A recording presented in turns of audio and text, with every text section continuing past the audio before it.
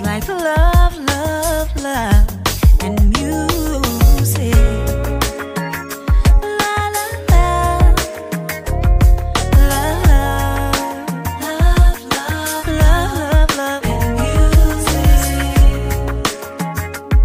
Love, love. Hello, hello, hello, everyone. Thank you for tuning in. I am Jay Lee. This is Jay Lee's Corner, and this is my review for season 2, finally, of 911. One of my favorite newer shows. I loved season 1, so I'm happy to be reviewing season 2, episode 1. Okay, if you have not done so already, please take a moment to subscribe to my channel and become a whole J-Bird. J-Birds are what we are here. All my subscribers are not subscribers, they're not fans. They are J-Birds. So become a J-Bird. Do not forget to also hit the notification bell to let you know when my new videos are up and posted on my channel. So 911, this is part 1 of the season premiere. Part 2 comes on tomorrow, and I kept wondering, because I was looking at my DVR and I'm like, why is the episode like 2 hours long? I'm looking like, we don't need a 2-hour part 1 and then a no, we don't need all that. And I love the show, but I'm like, I'm not finna sit through that shit. I was very confused, but I forgot the game was on today, so I'm assuming my DVR auto set it to record later in case the game went longer. So I'm happy that, Comcast or Xfinity DVR service did that, because I was like, I was mad. Like, I cannot believe I had to sit through 2 hours of the show. I have some other shows to preview, but joke was on me. It was only an hour. So the episode starts off with so much going on. We know season 1 ended. We saw Athena and Bobby on a date. We saw how Abby left to go find herself, something like eat, pray, love type of thing. So her and Buck kind of sort of broke up, but not really. We saw Chimney came back from his whole crazy thing. We saw he and her wife kind of trying to patch things up. So, we saw these things kind of happen at the end of last season. This season, again, it starts as like this a whole bunch going on. It's like all of these calls at the same time. So it's a call for everyone. So we see there's a whole wedding and a nervous groom, and then we see he runs off. Okay, he runs off, leaves his bride at the altar, and so we then see Athena pulling him over because he was speeding, and he's like, yes, I was speeding. She's like, yeah, you were speeding in a stolen car. He's like, no, this car isn't stolen. I'm like, well, first of all, with her being a cop, you would think she'll realize that the car says just married. He's in a tux, like he's probably the groom.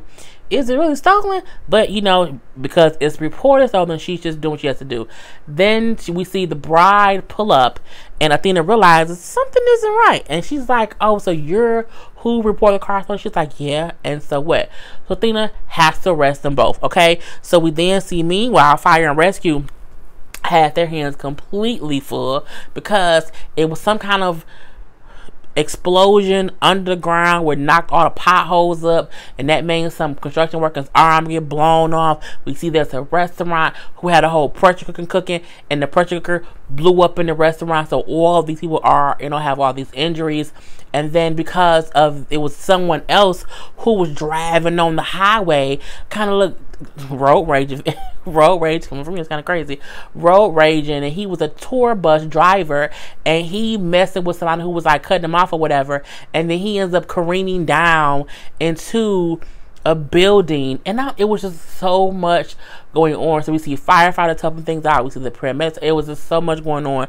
So we were able to see of course, Buck, Bobby, Athena. We were able to see Hen, Chimney. Everybody was in their element. Okay, everybody. That was the first 3 minutes. That was the first 3 minutes of the whole episode.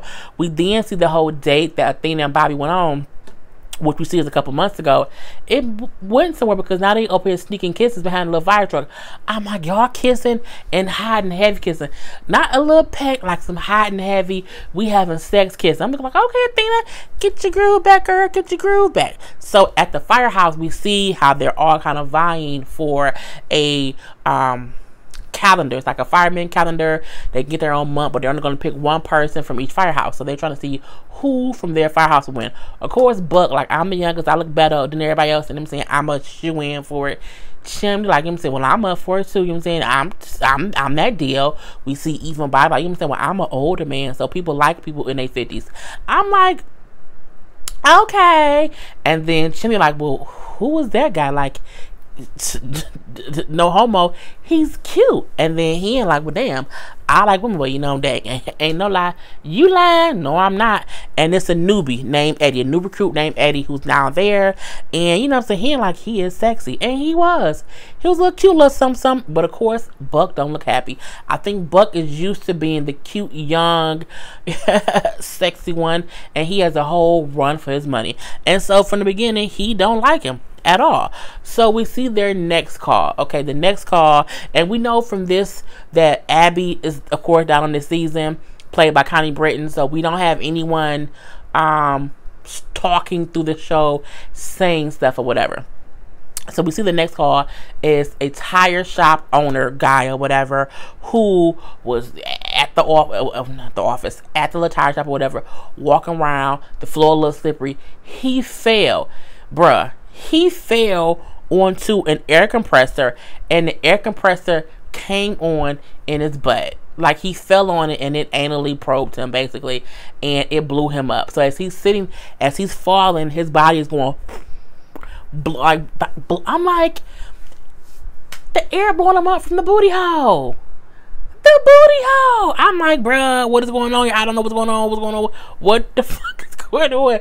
The man is blowing up from the booty hole from the goddamn air compressor. So of course they call 911, who gets there, and he's blowing up so much. Well, they've stopped the air compressor. He's blown up so much. Or at least he has not exploded, because that's just nasty. And they're trying to figure out, because all his organs and stuff, is them saying it's kind of basically like this not doing good. So they have to figure out how to like get something in him to deflate him to make some air come out. And when Buck like, well, we can do this, and he's about to do something, the dude said, well, no, we can't do that, you should do this. It's medical shit that I don't know what we're talking about. And so then Bobby then says, well, Eddie, since what you said makes more sense and you know how to do it, do that. Because Eddie is like a war veteran dude. He's done all these things in the war as an army guy. So he's done all these things. He's like an army EMT person. I can't think of the exact name, so I'm not trying to be disrespectful to the army, but I can't think what the name is. Anyway, but he's done all of this in combat, bullets over his head. He's trained or whatever. So he like, well, you know, you don't do that, do it. Which of course makes Buck feel, you know what I'm saying, a little sad. And he sticks the man, and you hear him starts deflating. I'm like, that man had to deflate. And I kept thinking to myself, why don't y'all just poke a hole in him? Just saying. But because he was filled with so much air, it was hard for them to get like a certain needle in. So they had to get like into a certain point. And it was a whole bunch of little medical jargon that I don't know. Anyway, Buck is pissed off. Well, look, you know, he's just mad because he was not to start the show. And this whole new dude, Eddie, coming in like a whole little, you know what I'm saying? A starting quarterback. I don't know football either. But they at least deflate that man. And as he's getting an ambulance, he's passing gas. Because the air has to come out some way. And again, I mean, the air compressor compresses butt. We then see Buck gets home. And I'm like, that home looks familiar. Buck is living in Abby's house. I'm looking like, well, how the hell did that happen? Now, we know Abby's mom died last season. And we see that her nurse lady friend ain't on here no more either. Which I'm like, oh, because it was a girl. I like the girl who played the nurse for her mom, but she gone too. So, but Buck is living in Abby's house. And I'm like, well, you know, I guess so. So when he walks in, he hears a shower running. He sees wine out. He like, oh, crap, Abby's back. I'm looking like, well, damn, who is it? Because Abby ain't on season 2, so who could it be? Okay, he gets into his bathroom naked, okay, dick swanging. And it's his sister. God damn it. Maddie.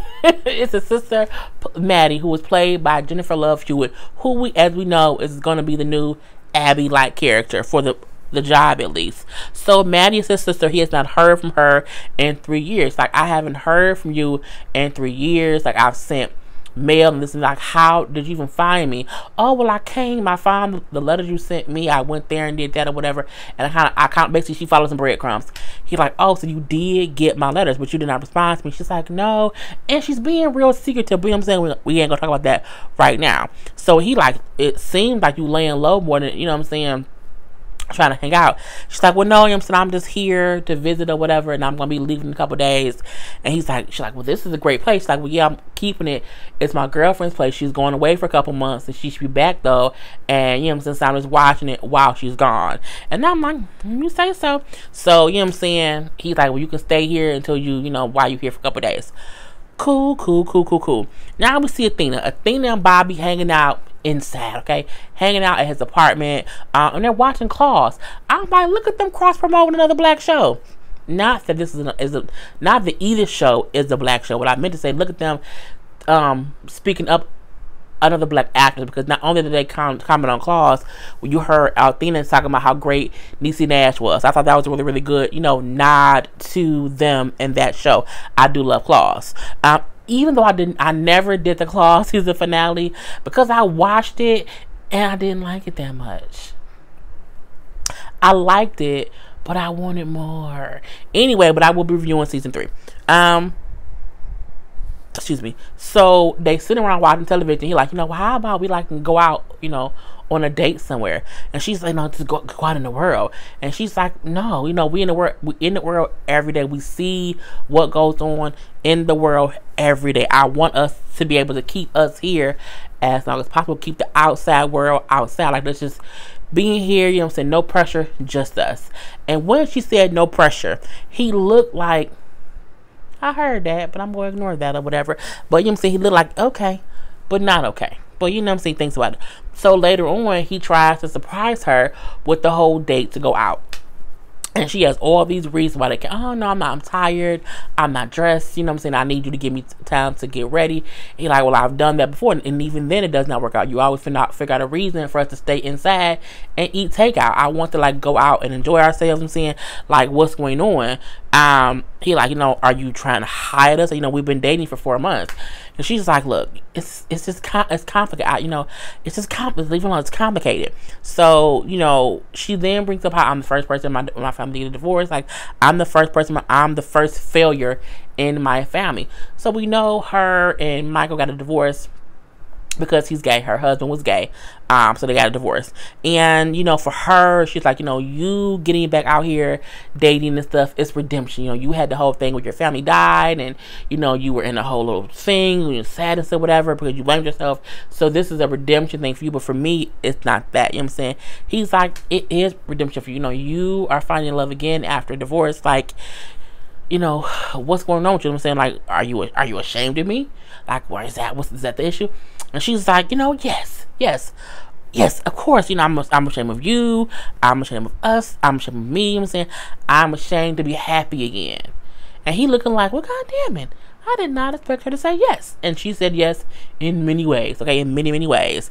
And then, you know, he like, well, you know, we can't, how long do you expect us to be a secret? Like, we can't be a secret forever. It's been 4 months.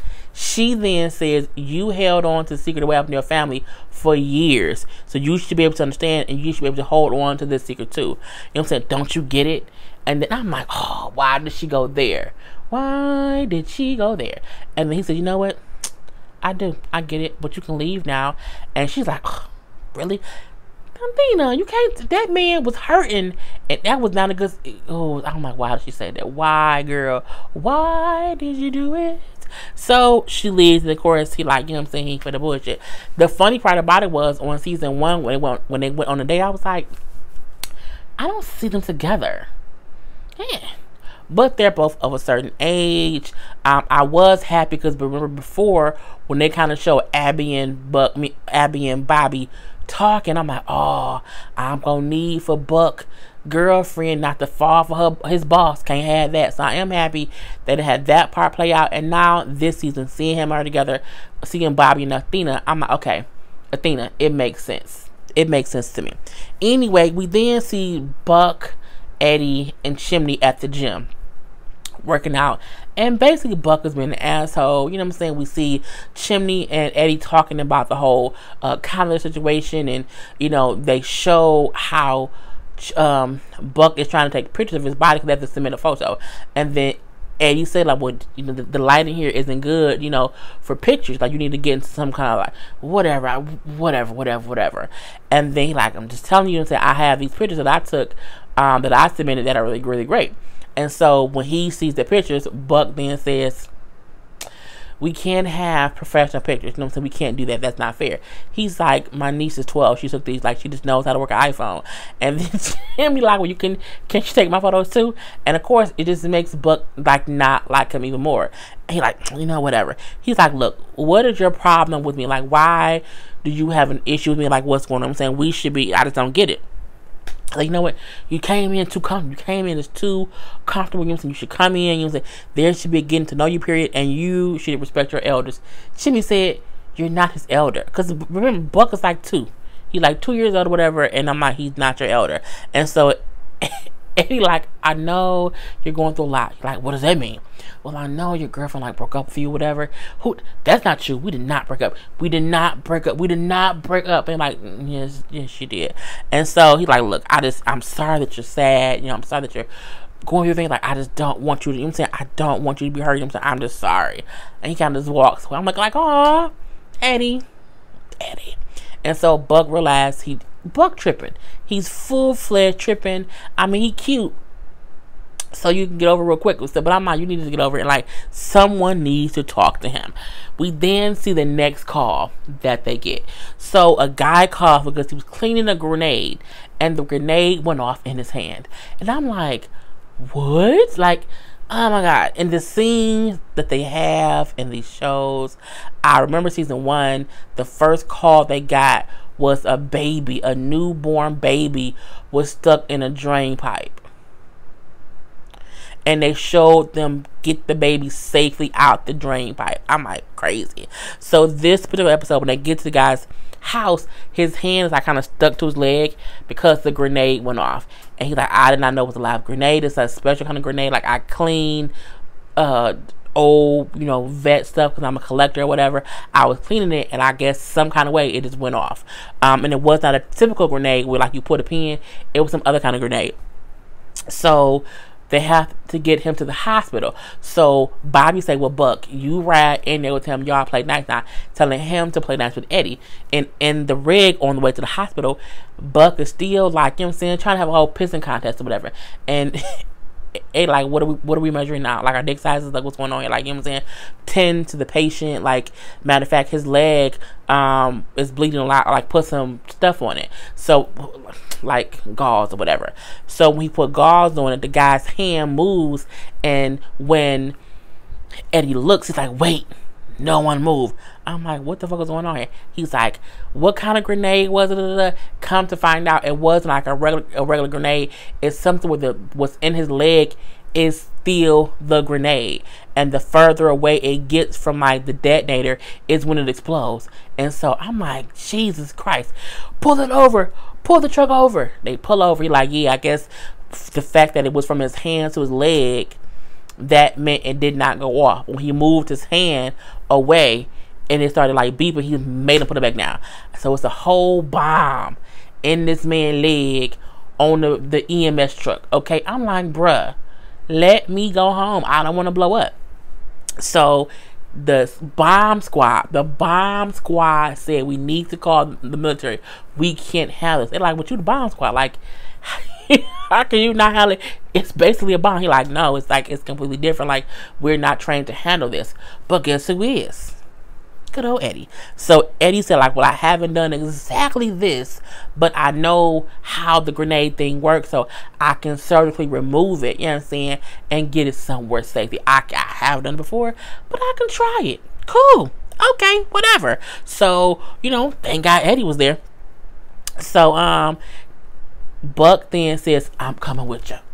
Because why? Buck don't want to be left out of no situations. So Buck and Eddie on this they own the EMS truck, on the rig, having to take the grenade out this man's leg because his leg is open.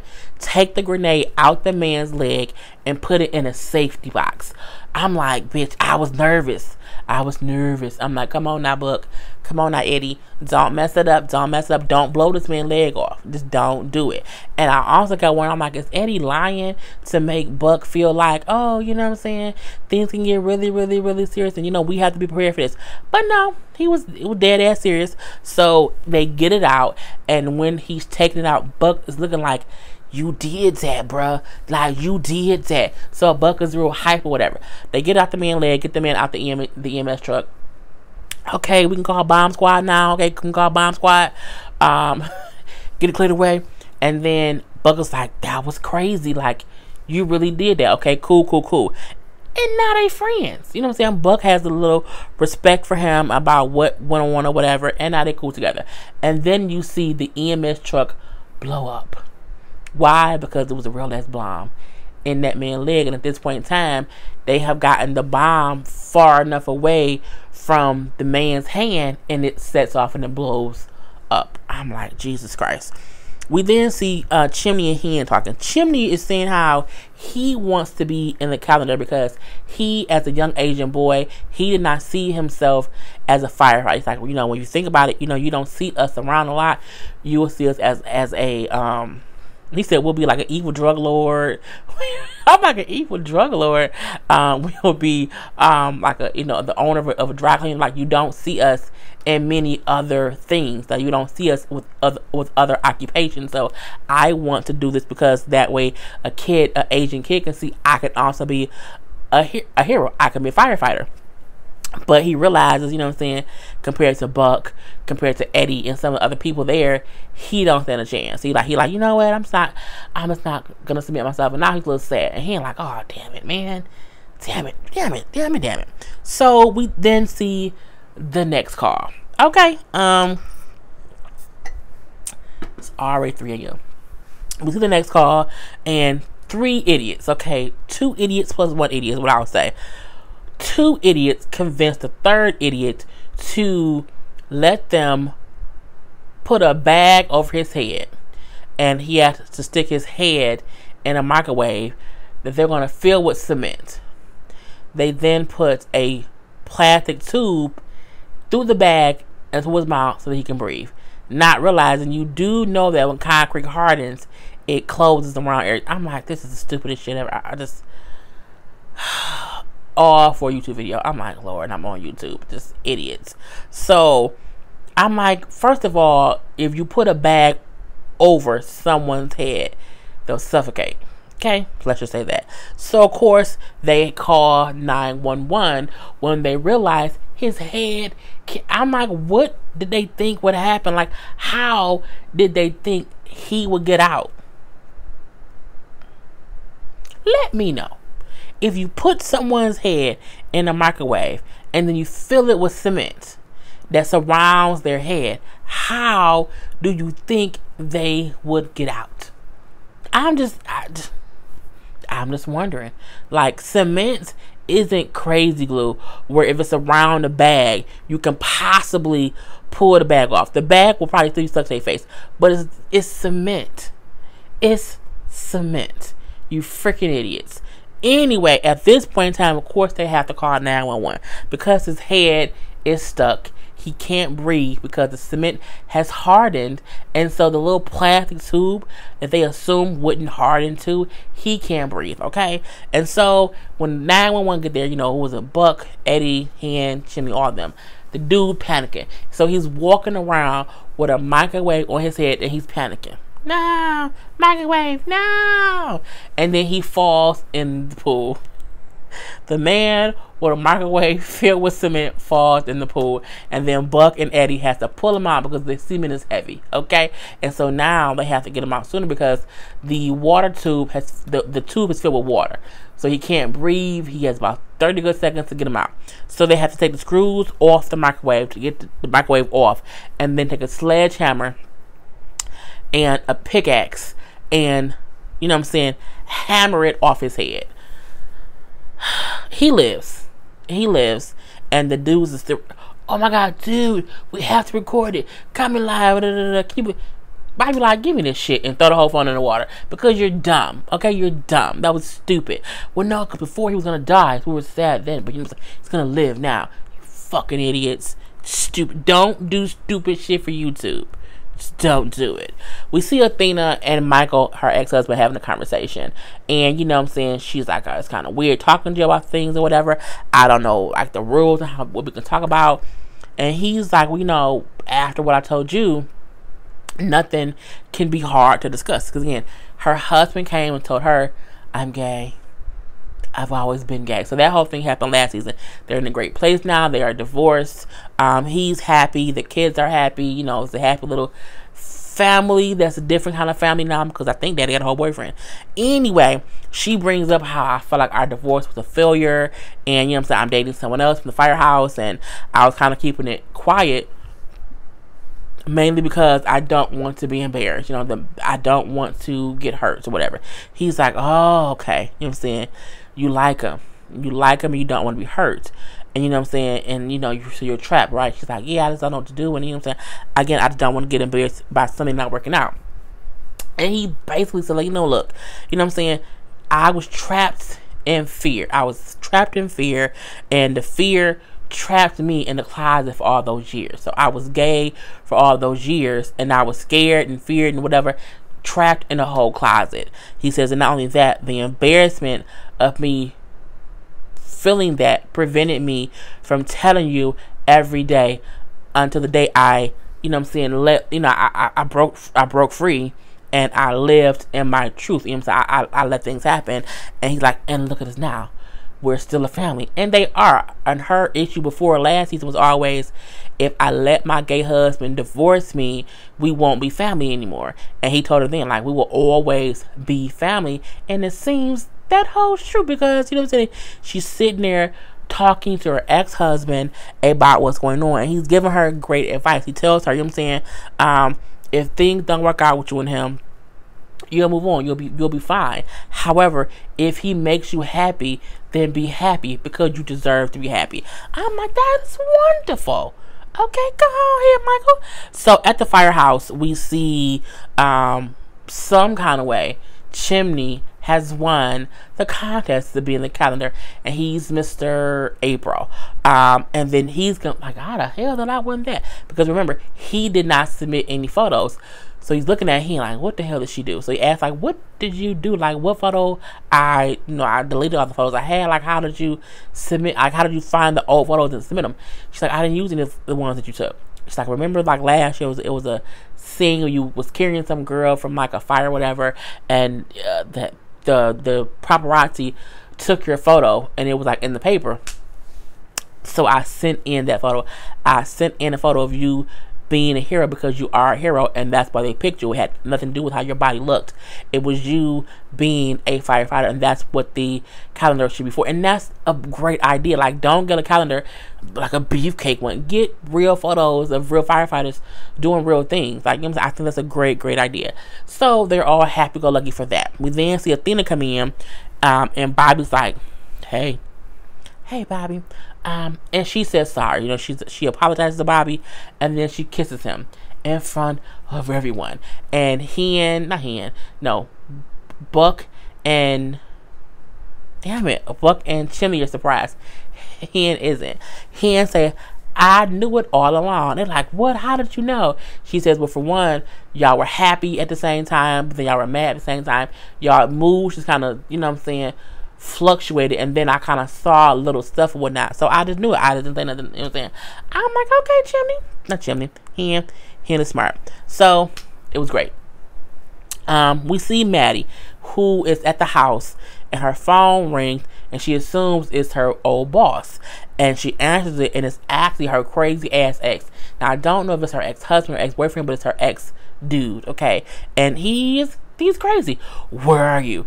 you're not gonna find me. I'm gonna have to look for you. And when I look for you, when I find you, you better hope I'm in a better mood. You better hope that when Buck find out, he don't kill your ass. Because if you come for a sister, Buck gonna kill you. Buck don't play. I don't know much about Buck, but I know Buck don't play. Okay?